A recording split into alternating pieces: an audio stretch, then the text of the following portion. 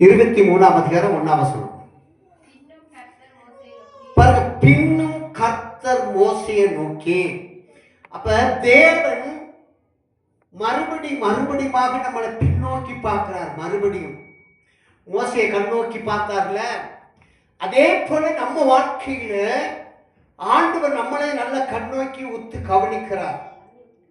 நம்ம நினைத்து கொள்ளலாம் தேவன் என்னை பார்க்கல, அவர் என்னை பார்க்காம இருக்கிறார், நான் அப்படியே போய் கொண்டிருக்கேன், என்னுடைய கஷ்டம் மாறல அப்படின்னு நீங்க நினைக்க வேண்டாம்.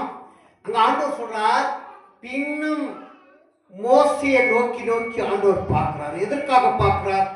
கர்த்தர் எதற்காக மோசையை நோக்கி பார்க்கிறார்னா, மோசைக்கும் கர்த்தருக்கும் ஒரு பிரியம் இருக்கிறது. பிரியம், ஒரு அன்பு இருக்கிறது, ஒரு ஐக்கியம் இருக்கிறது.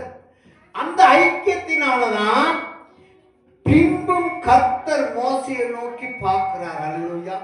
அப்ப இன்றைக்கு நம்ம வாழ்க்கையை டெய்லி அவர் நோக்கி உத்து கவனிக்கிறார். நம்ம என்ன பண்ணுகிறோம், ஏது பண்ணுகிறோம், என்ன காரியம் செய்து கொண்டிருக்கோம், அவருக்கு பிரயோஜனமா ஜெபம் பண்றீங்களா, நல்ல ஒருவேளை ஜெபம் பண்ணாம நான் ஜெபம் பண்றேன்னு சொல்றீங்களா, இதெல்லாம் அவர் உத்து கவனிப்பார்.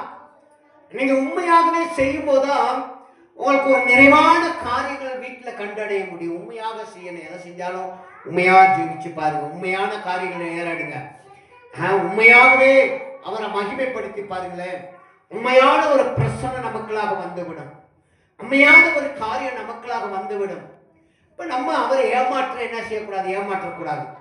ஆண்டவரை ஏமாத்துறது போல நம்மளுடைய வாழ்க்கை போயிடக்கூடாது. அதுக்கு நம்ம ஆண்டவருக்கு நம்ம செய்ய வேண்டிய ஒரு காரியம், அவரை ஏமாத்தாம பரிசுத்தத்தோடு உண்மை உத்தவமாக கொஞ்ச நேரமா இருந்தாலும் அவருடைய சமுத்திரம் நம்ம என்ன செய்யணும், ஜெபிக்கணும்.